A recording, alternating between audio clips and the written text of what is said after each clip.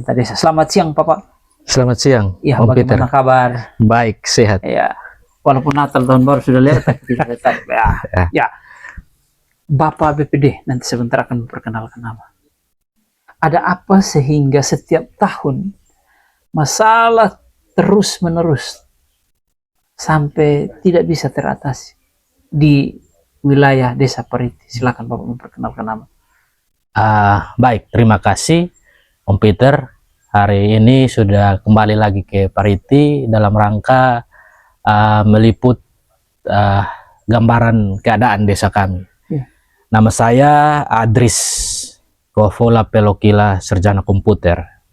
Jabatan di desa kebetulan dipercaya sebagai Ketua Badan Permusyawaratan Desa atau yang sering kita dengar sebagai DPRD Desa. DPR-nya desa. Oke, mantap. Berarti saya tidak salah memilih narasumber ya, Pak? Siap, siap. Ya, silakan.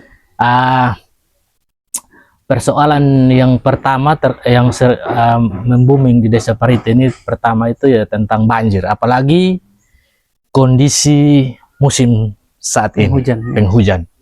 Jadi itu sudah menjadi rutinitas yang tidak asing bagi kami, apalagi bagi saudara-saudara kita di wilayah Dusun 4 dan Dusun 1. Dusun 4 Kuka, Dusun 1 Merdeka. Oh ya. Dua wilayah ini. Merdeka baru menyusul kurang lebih 3 tahun belakangan ini. Oh ya. Ya. Tapi yang sudah rutin itu saudara-saudara kita di Dusun 4 Kuka. Itu tentu ya, kalau kita lihat secara umum ini kan pasti gejala alam, karena intensitas hujan yang meningkat, luapan air yang besar sehingga mengakibatkan banjir. Tetapi tentu kalau kita lihat juga dari faktor pendukung lainnya, maka kita tidak bisa pungkiri bahwa ada beberapa perusahaan yang ada di wilayah kita, Desa Pariti. Nah, terkait dengan perusahaan-perusahaan ini, memang sudah ada kesepakatan yang terbangun, yaitu bahwa mereka punya kewajiban tiap tahun untuk menormalisasi aliran Sungai Noel Biboko ini.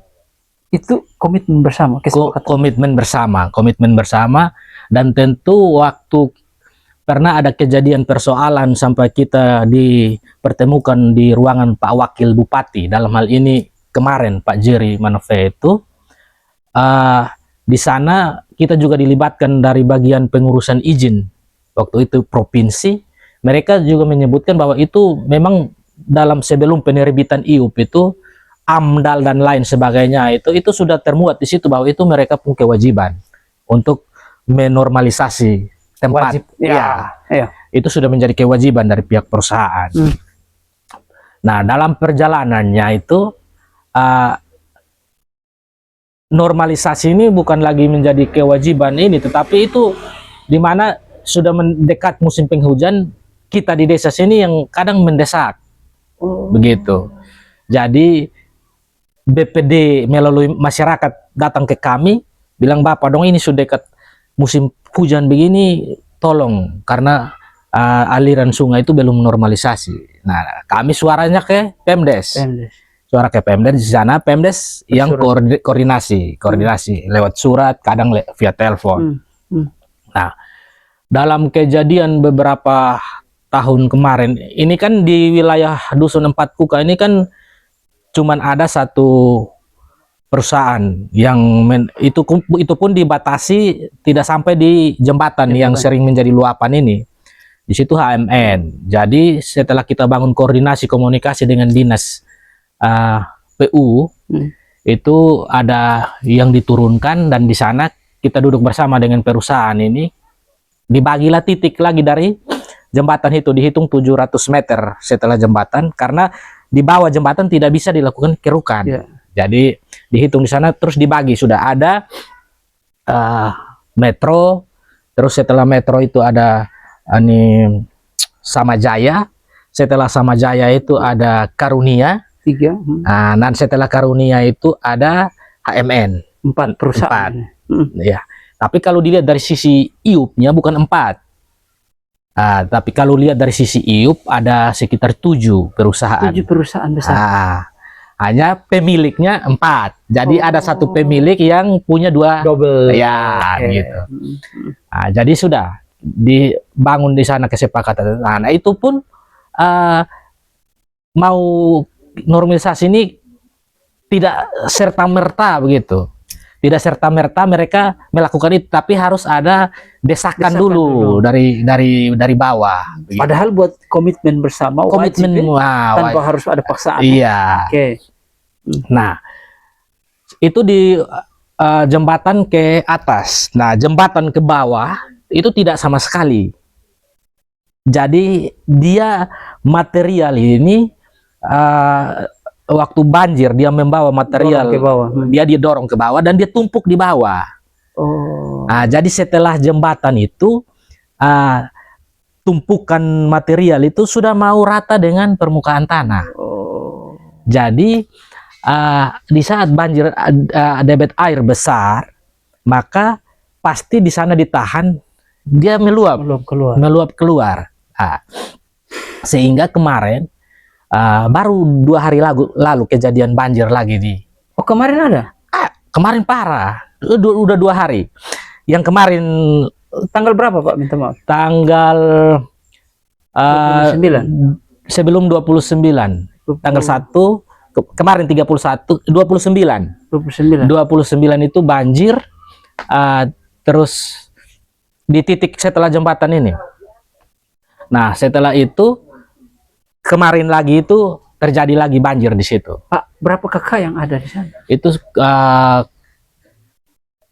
di luar, di setelah jembatan yang alur Sungai Baru yang berlanjut ini sekitar 18. Akumulasi keseluruhan yang terdampak banjir di Desa Pariti dari 2 dusun ini. Kurang tahu ya. Hampir ratusan ada? Ya, kalau ya dia ratusan. Dia kalau kakaknya di Merdeka sama Dusun 4 ini ya dia sekitar mau mendekati 400-an, Om Peter. Banyak sekali. Iya, 400. Jadi 400 kakak ini minta maaf. Setiap tahun mereka mengalami ulang tahun kebanjiran. Oke, normalisasi. 4 perusahaan besar ini tidak menjalankan sesuai dengan komitmen kesepakatan. Tunggu dulu ada desakan, baru mereka sadar dan turun. Betul. Ini setiap tahun begitu. Setiap tahun terjadi seperti itu. Berarti normalisasi akar permasalahannya ini tidak jalan efektif. Kalaupun normalisasi bagian atas, tetapi bagian bawah seharusnya menurut kami harus dinormalisasi. Karena material tertumpuk di situ, air tidak tembus ke jalur laut. Begitu. Pak, selain dari itu apa lagi?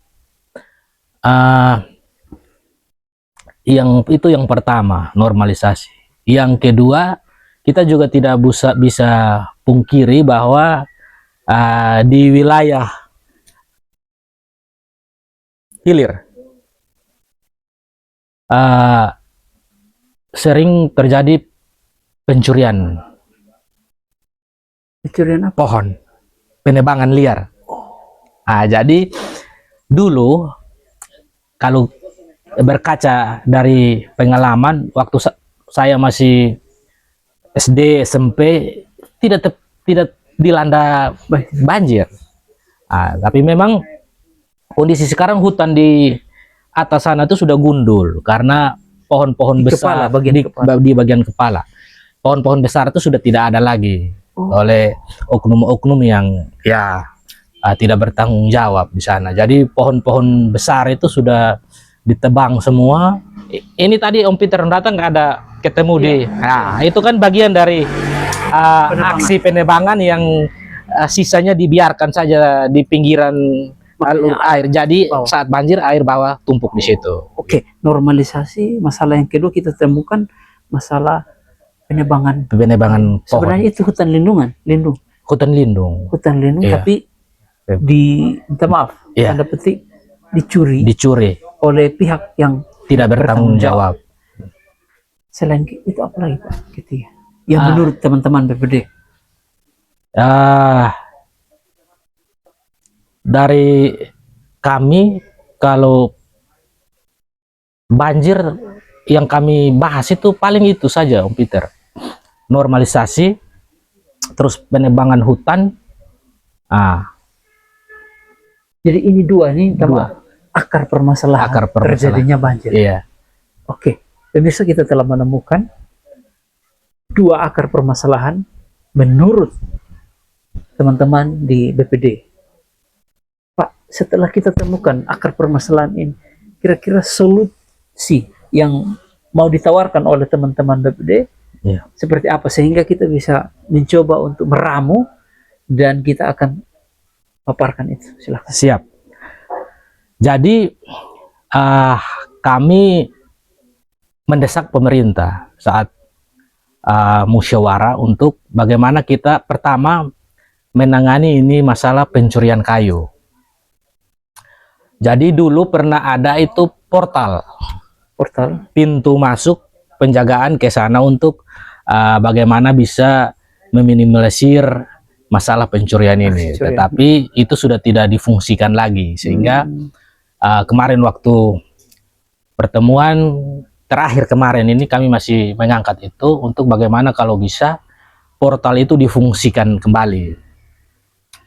Nah, yang berikut terkait dengan CSR ini, terkait dengan normalisasi, kami mendesak Pemdes untuk bagaimana koordinasi yang dibangun itu supaya jangan sampai masyarakat, terutama kita BPD ini seperti tukang minta-minta. Dalam hal ini, kalau pun sudah ada kesepakatan yang dibangun, ya sudah, itu harusnya menjadi tanggung jawab bersama untuk tidak perlu harus kita desak lagi terhadap pihak perusahaan. Karena kasihan mereka mencari makan di wilayah kami, tetapi masyarakat di sini saat menderita, di mana kami selalu berteriak, selalu ada aksi dan lain sebagainya, baru seolah-olah mereka baru bangun dari tidur, baru bangun dari mimpi, baru bisa dieksekusi kesepakatan-kesepakatan itu. Jadi itu, nah kami tidak bisa langsung karena alurnya ya kami harus melalui pemerintah desa. Nah pemerintah desa pun terkadang ya jalur yang ditempuh harus via surat. Ya surat itu nanti ditandatangani oleh kami mengetahui camat. Nah itu yang sudah berjalan selama ini. Tapi itu pun tidak ada efek.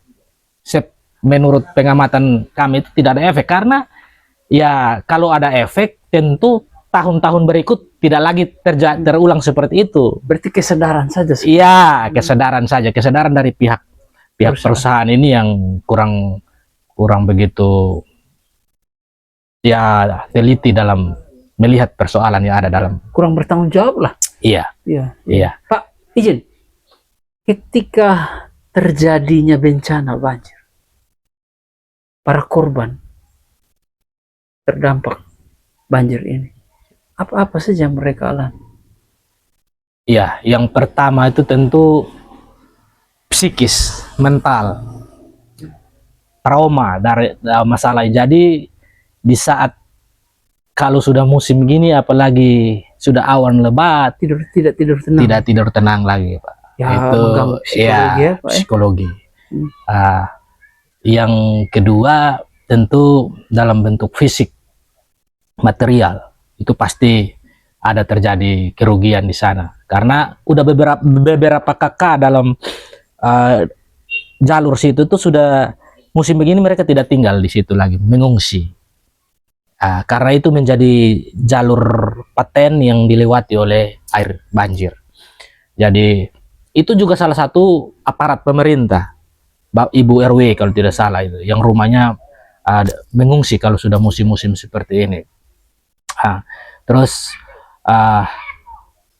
psikis, material, dan ya banyak kerugian yang dialami oleh saudara-saudara kita yang ini terkhusus di wilayah Kuka. Empatan. Iya, Dusun 4 Kuka. Kalau di Merdeka sini kemarin kami dari pihak yang parah tahun ini, tetapi dari pihak gereja sudah turut mengambil bagian untuk meringankan itu dengan menyewa sensor dan memotong kayu-kayu yang membentangi alur sungai itu sudah dibersihkan sehingga air itu tidak meluap masuk ke perkampungan lagi. Itu juga dengan bantuan dari pihak perusahaan juga. Terakhir itu mengirimkan ekskavator untuk normalisasi kembali alur situ. Jadi kejadian 2 hari yang kemarin banjir di wilayah Dusun 4 tetapi tidak terjadi di Dusun 1 sini karena memang di bagian sini sudah dinormalisasi, dibuat lebar dan semakin dalam aliran air ini.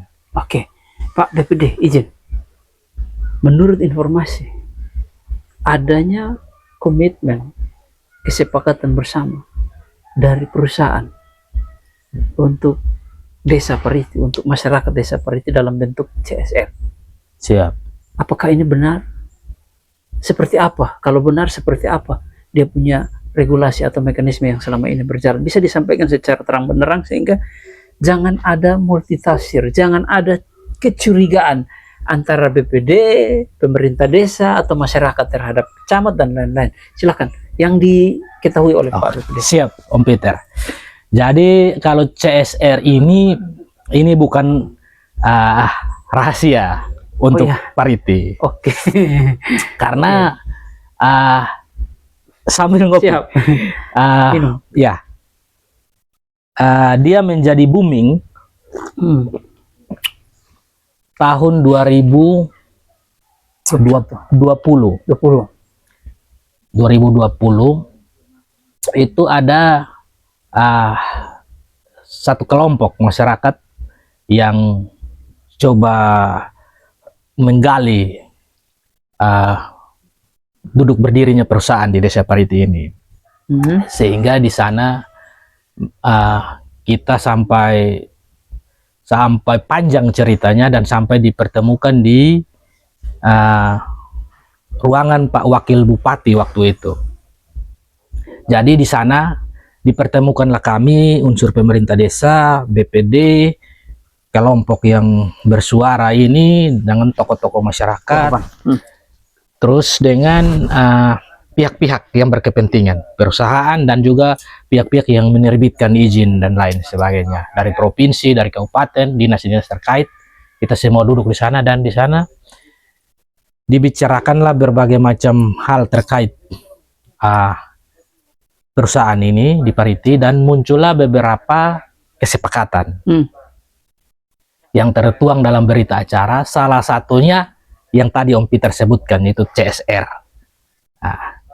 CSR itu. Jadi CSR ini dia mulai disepakati di sana, itu realisasinya itu 2021 pertama itu dalam bentuk BLT. BLT itu pada saat Seroja kemarin, diperuntukkan untuk beberapa kakak. Nah, dalam perjalanan 2022 sepengetahuan kami belum ada. Jadi begini Pak, setelah duduk bersama, disepakati bahwa akan ada CSR. Setiap tahun. Ini apa? Setiap tahun. Setiap tahun. Setiap tahun. Berarti dia mulai berlangsung dari 2021. 2021. Oke, 2021 melalui BLT. Betul. Langsung tunai. Iya. Ditujukan kepada saudara-saudara kita, korban. Betul. Nah, di 2022 ada tidak CSR? 2022 dalam perjalanan kita timbul kecurigaan. Jadi normal lah. Karena kan sudah ada sepakat nih. Jadi kami BPD berpikir bahwa pemerintah desa sudah terima CSR, tetapi kok kita tidak diinformasikan gitu. Jadi dalam perjalanan kami menuntut pemerintah desa. Tapi pemerintah desa bilang belum. Jadi sudah bersurat untuk kalau bisa bagaimana CSR itu direalisasi. Sampai selesai 2022 tidak pernah ada informasi bahwa sudah pemerintah desa sudah terima. Masuklah 2023. Masuk 2023, kebetulan waktu itu saudara-saudara kita juga musim penghujan, tapi hujannya tidak berjalan dengan lancar, sehingga ada saudara-saudara kita yang menanam padi tetapi lahannya kekeringan. Itu di persawahan Tati Budale. Sehingga ada inisiatif dari beberapa teman BPD bagaimana supaya kita mengejar dana CSR untuk peruntukan untuk mengatasi persoalan ini. Sehingga saya mengundang teman-teman, kita rapat sepakati di sini. Jadi kita mengeluarkan surat tembusan ke pemerintah desa, tujuan ke perusahaan. Dalam perjalanan tidak juga direalisasi, maka kita desak pemerintah desa yang bersurat lagi. Di situ pemerintah desa bersurat mengetahui kami BPD juga camat untuk segera merealisasikan CSR. Tetapi juga di situ kami tentukan memang waktu, kalau memang tidak ada realisasi, masyarakat akan aksi. Tapi juga tidak, sehingga kami BPD pimpin masyarakat waktu itu aksi. 2023 aksi. Kami palang blokade jalan menuju ke perusahaan tambang. Jadi mobil-mobil pengangkut itu kami stop dan 15 menit kemudian pihak polsek tiba di lokasi, mediasi bagaimana ini. Jadi kami menuntut tidak banyak-banyak, cuman segera realisasi CSR, karena itu masyarakat akan pakai untuk kepentingan masyarakat. Jadi pihak polsek meminta izin kurang lebih 1 minggu waktu untuk mereka coba komunikasi dengan pihak perusahaan. Jadi masyarakat juga setuju, akhirnya blokade itu dibuka dan aktivitas berjalan seperti biasa. Kami menunggu 1 minggu dan memang ada respon. Mereka merespon itu, turunlah di kantor desa pada minggu berikutnya, ditentukan waktu, kita semua di sana ada dengan Pak Camat semua di kantor desa. Uangnya diserahkan. Berapa Pak? Minta maaf. 125 juta. Sesuai dengan kesepakatan. Oke. 125 juta. Nah, kami BPD pertanyakan, karena ini realisasi 2023. 2022 kemana? 2022-nya bagaimana? Jadi pihak perusahaan menyatakan bahwa sudah. Kami bilang kalau sudah melalui, kami malah menuduh ke Pemdes. Berarti antara pihak perusahaan dengan Pemdes saja. Kami BPD kong kali kong gitulah. Ya, kami BPD di luar. Buat dugaan. Jadi kami menuntut. Kalau begitu silakan Pemdes bertanggung jawab CSR 2022. Di situ Bapak Desa marah. Bapak Desa terima. Bapak Desa bilang 2022 kami belum terima, bagaimana? Jadi sudah ada tuding menuding di situ. Maka Bapak Desa memerintahkan sekretaris desa membongkar berkas. Kan biasanya di saat realisasi itu ada tanda bukti segala macam di situ. Ternyata memang di berkas yang dipegang oleh Pemdes itu 2022 tidak ada. Pihak perusahaan beralibi bahwa mereka sudah. Nah, kalau dari situ kami minta, kalau memang pihak perusahaan sudah menyerahkan, tunjukkan bukti. Oke, pemirsa, kita telah menemukan satu permasalahan lagi, masalah dana CSR. Ternyata menurut informasi yang disampaikan oleh BPD, di realisasi tahun 2021 melalui BLT. Lalu di 2022 hingga kini belum tahu keberadaannya. Menurut perusahaan sudah menyerahkan, tetapi teman-teman yang ada di pemerintah desa, BPD, bahkan masyarakat tidak tahu ujung uangnya itu kemana. Sedangkan 2023 direalisasi itu pun karena desakan masyarakat, dimediasi oleh polsek dan akhirnya dapat 125 juta dan diupayakan dibuat dalam bentuk sumur sehingga pertanian boleh dapat terairi persawahan. Karena waktu itu kekeringan. 2024 belum. Ya, sekarang sudah 2025. Benar. Pak BPD. Benar. Jadi kemarin di musyawarah kemarin kami masih menyinggung ini kepada Bapak Desa, bagaimana ini sudah masuk 2025, 2022 dan 2024. 2022 masih menjadi Tanda tanya. tanda tanya, polemik yang kita belum tahu jelas karena waktu itu perusahaan menjanjikan buktinya tapi sekarang kita ada. belum lihat.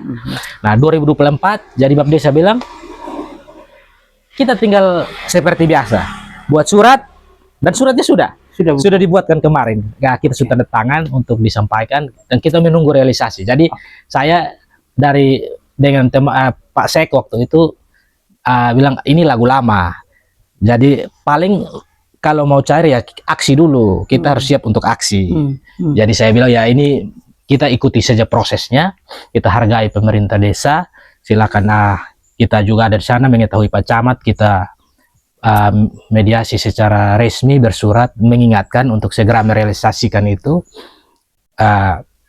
Juga di surat yang kemarin itu kita minta untuk bantuan alat berat untuk normalisasi kembali ya setelah jembatan itu ke bawah ke arah laut itu.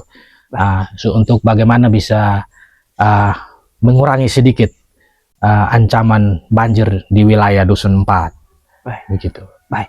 Baik pemirsa, kita telah mendengar bersama apa yang dipaparkan oleh Bapak BPD, permasalahan normalisasi yang harus dipaksa dulu baru tergerak untuk dieksekusi di lapangan. Sebenarnya ini tidak harus menjadi dengan kekerasan, tapi tanggung jawab sebagai perusahaan seharusnya setiap tahun itu wajib dinormalisasi. Dan yang kedua, masalah pencurian ini juga menjadi ancaman sehingga setiap tahun terjadi banjir terus menerus di bagian kepala. Dan yang ketiga, masalah CSR. Ini menurut informasi yang telah disampaikan oleh Bapak BPD, 2021 dapat, 2022 entah kemana, 2023 dapat, 2024 belum. Karena itu diminta kepada pihak perusahaan yang beroperasional di wilayah Desa Pariti, diminta untuk segera bertanggung jawab, merealisasikan sehingga dana CSR ini boleh dimanfaatkan untuk saudara-saudara kita yang sementara ini mereka lagi dalam korban banjir yang sebenarnya ini ulah kelalaian dari kita semua. Karena itu diminta kepada pihak pemerintah, pihak swasta, perusahaan, bahkan kita semua, marilah kita duduk bersama. Kita carikan solusi yang terbaik sehingga problem masalah banjir ini jangan terjadi terus-menerus. Harus ada solusi yang konkret sehingga tahun-tahun ke depan generasi-generasi yang akan bertumbuh tidak menjadi terdampak. Karena apa? Ketika mereka menjadi korban banjir, masalah kesehatan tentu pasti. Masalah kesejahteraan tentu pasti. Masalah perekonomian pasti terdampak. Karena itu sekali lagi pada pihak-pihak yang punya andil peran, marilah kita duduk bersama, kita bedah, kita selesaikan sehingga memutus mata rantai masalah banjir yang ada di Desa Pariti. Lebih spesifiknya di Dusun 4 dan Dusun 1 Desa Pariti, Kecamatan Sulamo, Kabupaten Kupang, Provinsi Nusa Tenggara Timur. Terima kasih Bapak PPD. Siap, Om Peter. Tuhan menolong Bapak bersama dengan teman-teman dan juga masyarakat sehingga semoga tayangan ini boleh disimak, dinonton, didengar, dibaca agar dapat segera merespon. Merespon sehingga menyelesaikan dinamika ini. Salam hormat. Makasih, salam buat keluarga, buat saudara-saudara semua yang ada di sini.